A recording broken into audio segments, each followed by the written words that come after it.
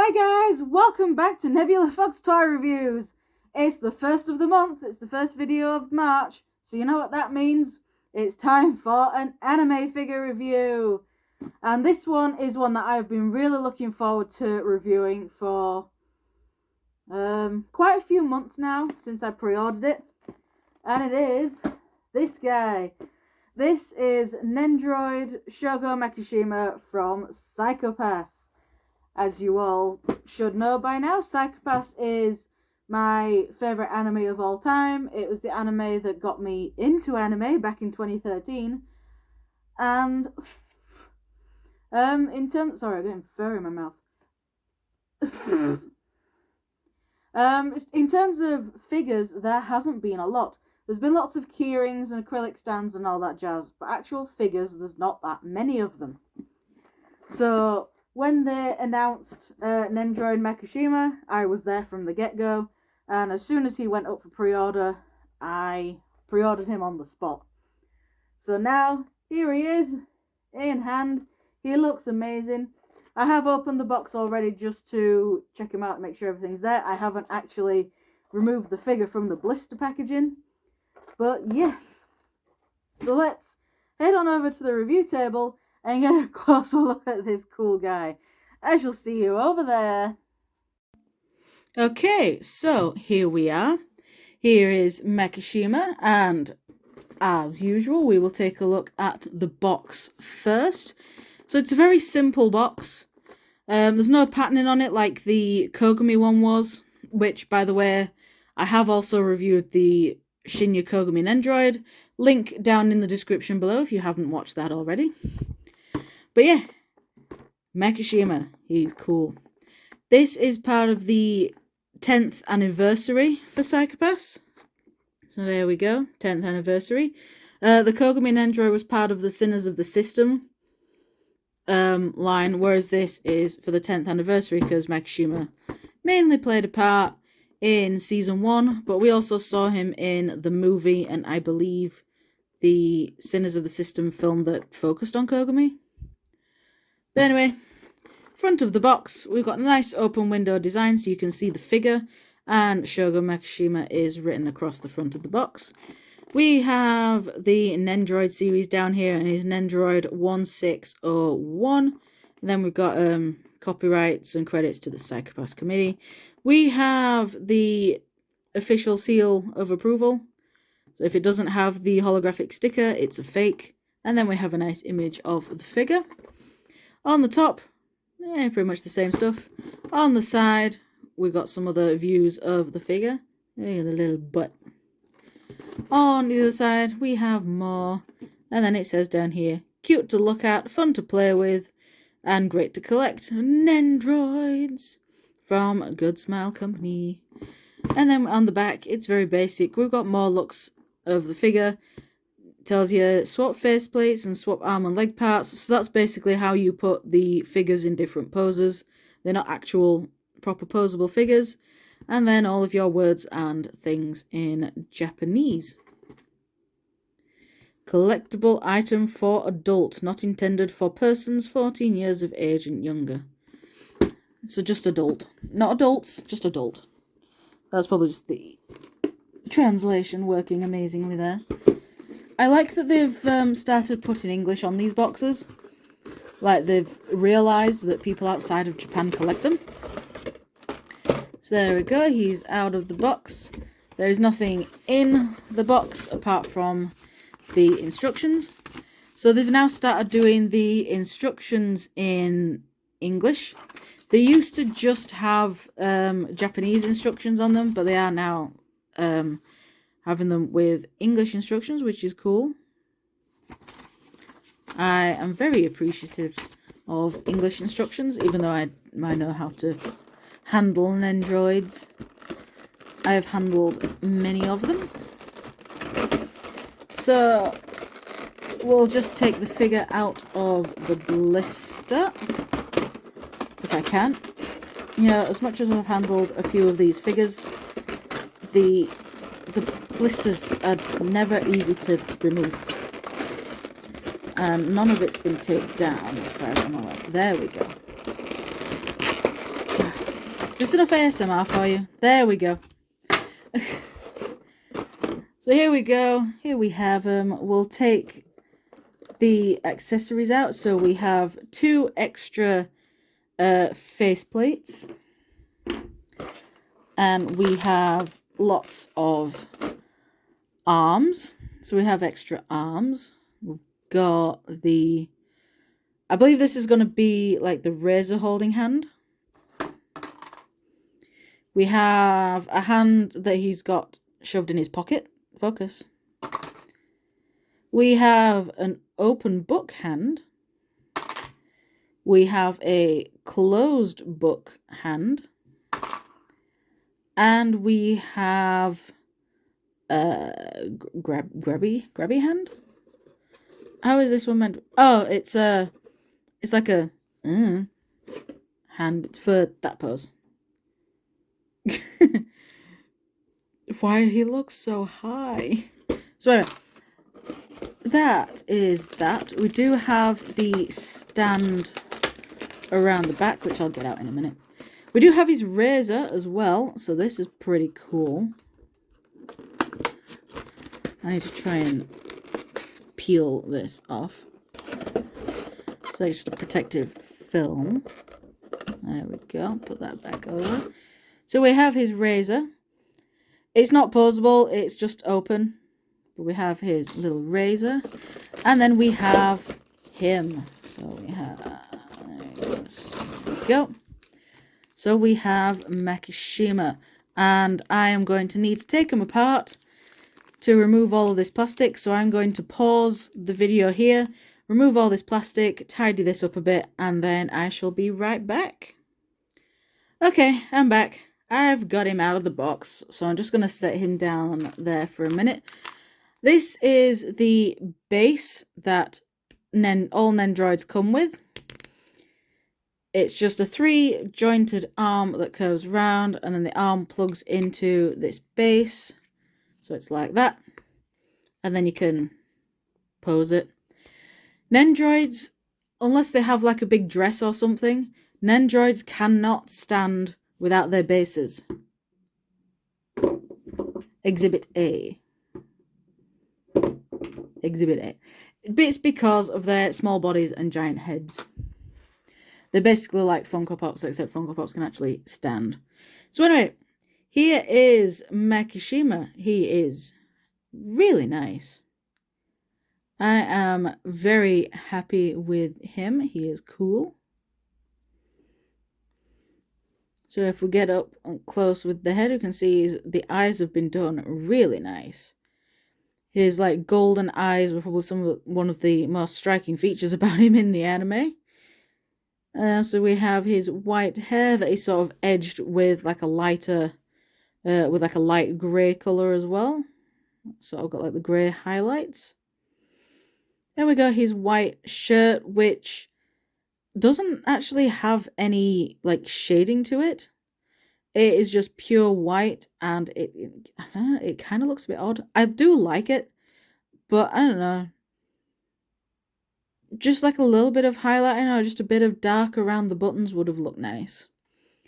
And then we go down to his purple pants, or like grey purple pants. His little butt. His little butt. And then down to his little shoes, which is really cute. I like them. I'm not usually a fan of Nendoroids, but I'm a fan of anything Psychopaths. They've made an Akane one, which is nigh impossible to get hold of these days. They've made Kogami, which, like I said, I've reviewed. Now they've made Makishima. So, all in all, the only one left to make, if they want to make the main characters, is Gino. He's the only one left, really, unless they're planning on making them all, but they're probably just going to stick with the main characters. So Gino is the only one left, really. And I would honestly kill for a Gino Nendoroid. I would love a Gino Nendoroid. It would be amazing. But anyway, for articulation, the head is on one of these joints. This is the Nendoroid joint. So as you can see, it's a hinge and then can act as a swivel. So he can look down that far, and he can look up. that far. It has like a little tiny bit of a swivel, but I don't want to stress the joint too much. His arms can do full 360, but they can't go in and out, so they're just on swivels. He does have a bicep swivel, which you can see by the arm moving around. So I'm just going to move the arms back. He does have a waist joint, because I was able to pull his waist apart and get the plastic out, but it's not much of a swivel because this shirt is in the way. And his legs are on the same style of joint as the head, which means extremely limited movement. That far forward, that far back. He can take little tiny baby steps. But he can also have sort of little leg swivels as well. But once again, like I said, I don't want to stress the joint. Now then, for the arms, as you can see, you basically take the arm, right, all of these are no shoulders. So all of these are just elbow joints, except for this one, that arm has the full shoulder. So for this arm, you just want to pull them out. They just attach to the body with pegs. And then you just clip on the new arm, which I've gone for the hand in the pocket arm. So there we go. And then you just bring it down into position. And now he has his hand in his pocket. And that's pretty much it. For the other arms, which do not have shoulder joints on, I'm going to need to bring the other arm back in. For these ones, you pull the arm off at the bicep swivel. So if you say... Actually, wait a minute. We'll bring this arm in.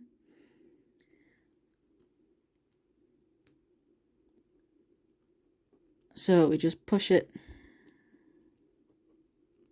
I'm going to need to take this shoulder off for a second because the arm does not want to go in.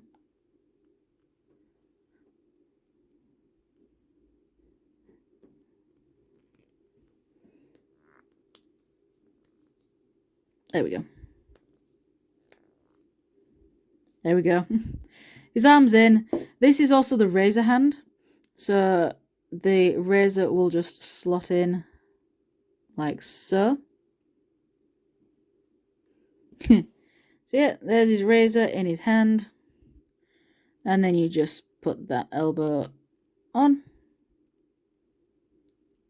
Oh, he dropped it.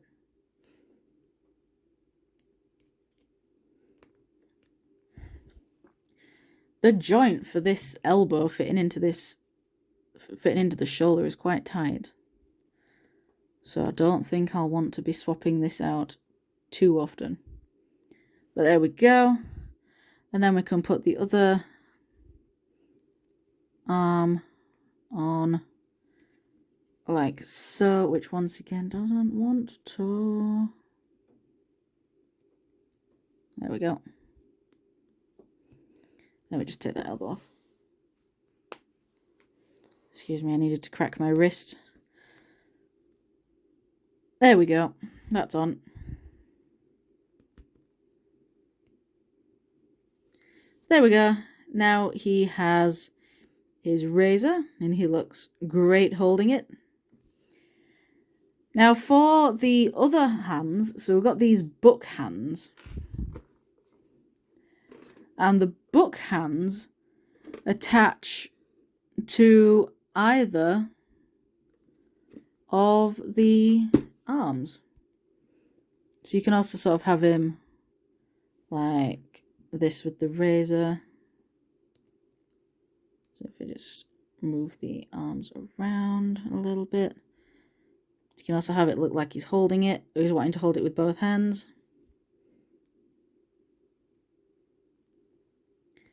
I don't think I'm going to have him pose with the razor, purely because that thing is tiny and I'm going to lose it I know I'm going to lose it. So you can pull the arms off. You can pull the hands off. You can pull the hands off either of the arms.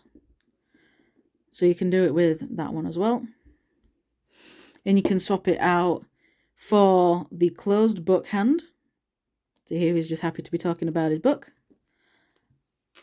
Or you can put the open book hand in. The open book hand really only works with the bent arm. Because with the bent arm and the bit of articulation that you can get, you can read his book. That might be how I pose him. So I think I'm going to have him like that, and then I will fully take this arm off and have him with his hand in his pocket. So yeah, I think I'm going to have him like that. I might have him one of the other faces, but I think I'll have him like that with the arms at least. To swap the faces out, so we have a closed eyes face, as is sort of contemplating, and we have the judgy face. This is like he's high or something. I don't like this face. But to change the face, you basically pull his fringe off. When I can. Hair, please behave. There we go. So you pull his fringe off, and then the faceplate will just slide out. And then you can see sort of the inner workings of a Nendoroid head. And then you just take the new faceplate that you want. I'm actually going to take this faceplate because I really don't like it. So this is going to be the only time he uses it, I think. So there we go. It actually doesn't look that bad once you've got it on the figure. But before that, it looked kind of stupid. So there we go. He's reading his book. Looks like he's trying to figure out what the heck he's reading. He's reading some Komaki fanfics. But yeah, that's all you do for changing the faces. Oh, sometimes they'll come off all in one go. And then just, put the new faceplate on. And there we go. There he is with his eyes closed. I don't know how he's meant to read his book with his eyes closed, but that is one of the official poses they've got him in. Reading the book with his eyes closed. But yeah. So I'm either going to have him pose like that with his hand in his pocket and reading a book, or I might have him like that with he's got the book in his hand. That just looks like he's in. So yeah, so I think what I'm going to do is I am going to swap his face out one last time. Back to the original face.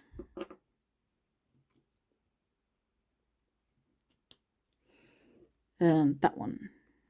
That was the original face. Put his hair back on. There we go. I think that's pretty much how I'm going to have him.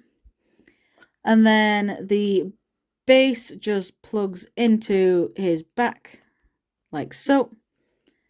And then you can sort of just position it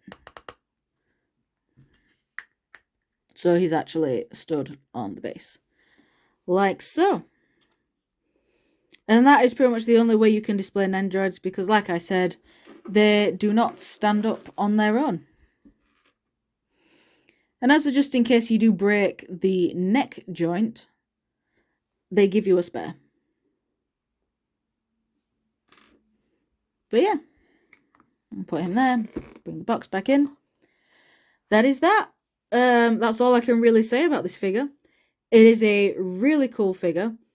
I wish I had my Kogami Nendoroid to hand so I could bring them both in. But Kogami is currently in the attic. I do need to get him back out. But whenever I do get Kogami back out, I'll do like a little photo shoot of them both anyway. So I'll post some of the pictures in the community thread thingy so you can see some pictures of them both together. So yeah, thank you very much for watching, guys, and I shall see you all in the next video, whatever that'll be. Bye!